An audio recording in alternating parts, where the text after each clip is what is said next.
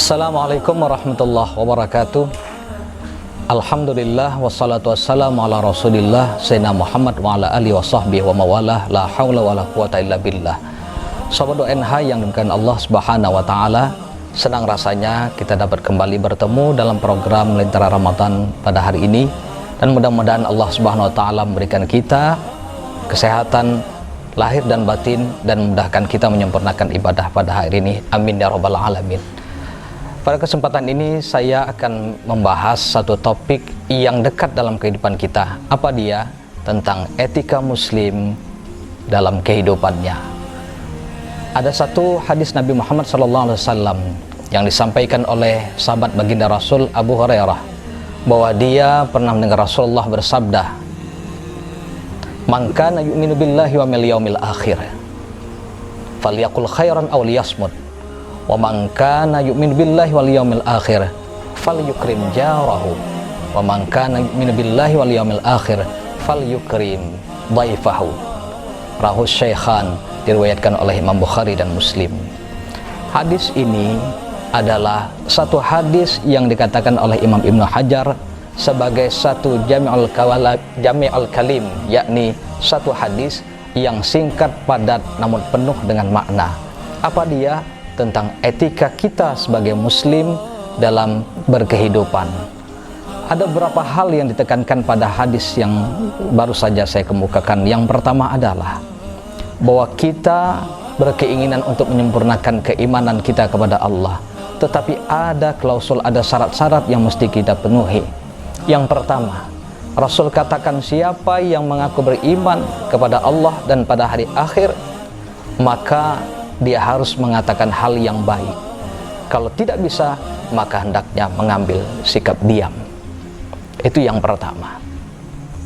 Terkait hal ini, memang sungguh bahwa kita dalam berkehidupan tidak lepas dari komunikasi, dan di sanalah segala apa yang kita katakan kepada teman, kepada sahabat, pada keluarga dan lain sebagainya, itu memerlukan satu tuntunan dalam berkata, dalam berucap dengan sesama, dalam berkomunikasi. Maka kadang-kadang kita salah ucap, salah kita memberikan respon, membuat pertemanan kita, persahabatan kita menjadi retak dan bahkan hancur. Maka orang-orang yang mengaku beriman kepada Allah dan hari akhir, mengaku betul-betul beriman kepada Allah dan hari kemudian, maka dia sungguh harus memperbaiki tutur katanya agar katakan yang baik. Jika tidak mampu, maka pilih saja untuk diam. Lisan adalah salah satu unsur alat komunikasi yang sangat sering dipakai dalam komunikasi, dalam bertutur kata. Maka dalam banyak hadis kita diingatkan oleh Rasulullah, jaga lisanmu, jaga lisanmu. Uqbah bin Amir pernah tanya, bagaimana kiat selamat ya Rasul? Kata Rasul, amsik alaika lisanak, jaga lisanmu, kendalikan tutur katamu.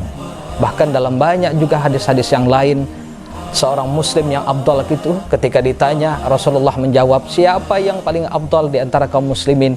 Maka Rasul katakan, al-muslim man salimal muslimun min lisani wa yadi.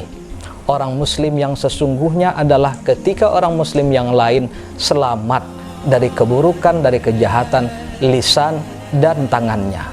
Itu berarti menunjukkan betapa lisan memainkan peran penting, bisa dalam arti positif dan bisa pula negatif. Bagaimana positifnya? Dengan lisan kita mampu menyampaikan pesan, tapi dengan lisan juga jika tidak kita sampaikan padahal itu dibutuhkan, umpama mengungkapkan kebenaran, maka lisan di sini digunakan secara tidak produktif alias negatif. Pemirsa, sahabat, para sahabat WNH yang dimuliakan Allah Subhanahu wa taala. Itu yang pertama. Apa dia? Katakan yang baik, jika tidak bisa jangan berkomentar. Apalagi di media sosial, begitu salah kita menyampaikan pesan, maka seribu maaf sulit untuk diterima. Yang kedua, pesan dari Rasulullah SAW, siapa yang mengaku beriman kepada Allah dan hari akhir, apa yang dilakukannya? Muliakan tetangga. Siapa tetangga itu? Menurut versi Sayyidina Ali bin Abi Thalib adalah mereka yang ketika kumandang azan akan mendengar kumandang tersebut. Berapa jangkauannya? Allahu alam. Kalau sekarang pakai toa, pakai speaker, mungkin jangkauannya sangat luas. Sayyidah Aisyah mengatakan yang dimaksud dengan tetangga adalah 40. Depan, belakang, kanan dan kiri. Berarti lebih kurang ada 120 rumah. Sementara yang lain mengatakan yang dimaksud 40 adalah keseluruhannya, sisi kanan, kiri, depan, belakang. Jika berjumlah 40 rumah, maka itulah adalah bagian dari tetangga kita. Sekarang dalam kehidupan kita ada rukun tetangga. Kadang-kadang ada sampai 10, sampai 20 kakak, 50 kakak, bahkan 200 kakak untuk satu RT-nya.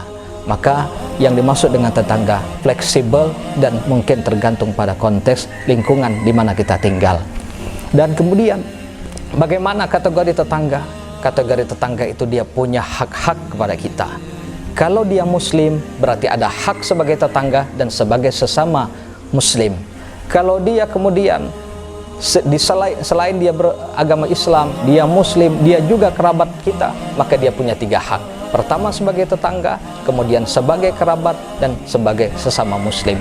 Kalau non muslim bagaimana? Minimal ada 1 hak dia kepada kita.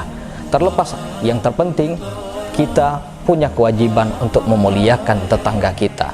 Sampai sedemikiannya, kata Rasulullah, Jibril kalau datang menemui baginda Rasul selalu mengingatkan, mazala Jibril yusini, menasihati diriku, bil jari, persoalan tetanggamu mat, bagaimana Muhammad?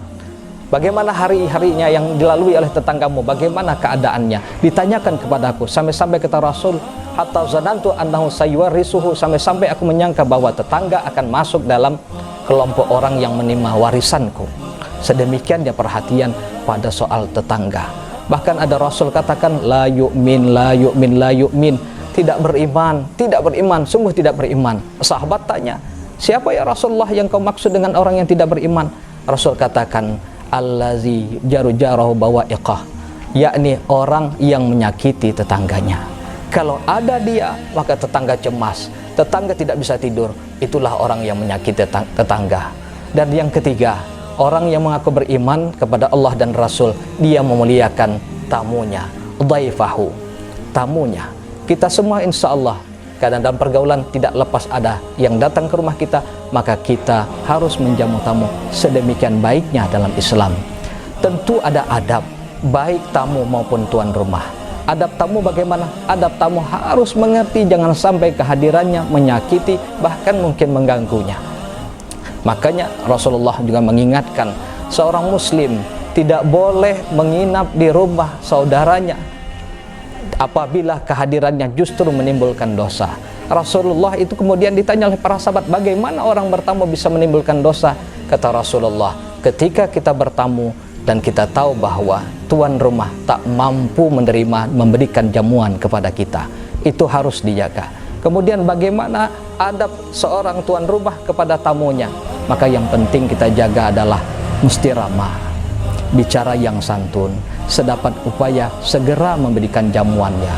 Bahkan Imam Ahmad dan Imam Lais mengatakan wajib hukumnya menjamu bagi setiap muslim, berdasarkan hadis Nabi Muhammad yang menyatakan bahwa menjamu bagi umat Islam, bagi orang muslim itu adalah sebuah kewajiban.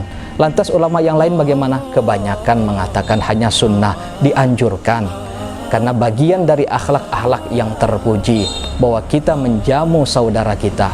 Berapa lama? Dalam hadis dikatakan menjamu saudara itu selama 3 hari.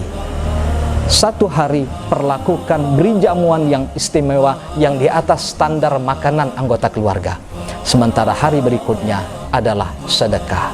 Maka kepada kita, ketika menjamu satu tamu yang datang, sedapat upayanya kita perlakukan istimewa. Dalam bahasa mudahnya kita adalah yang datang sopan, maka kita pun segan. Mudah-mudahan dengan 3 hal yang tadi, dengan menjaga ucapan yang baik, kalau tidak bisa jangan berkomentar, atau kita muliakan tetangga kita dan muliakan tamu kita, kita mendapatkan kesempurnaan iman kepada Allah dan Rasul. Dan di bulan Ramadan ini menjadi momentum kita untuk membenahi diri kita, sikap kita, akhlak kita. Mudah-mudahan kita pantas menerima kesempurnaan iman. Demikian, mudah-mudahan ibadah kita pada hari ini diterima Allah Subhanahu wa taala, dan puasa kita juga mendapatkan keberkahan. Amin ya rabbal alamin. Akhirul kalam, assalamualaikum warahmatullahi wabarakatuh.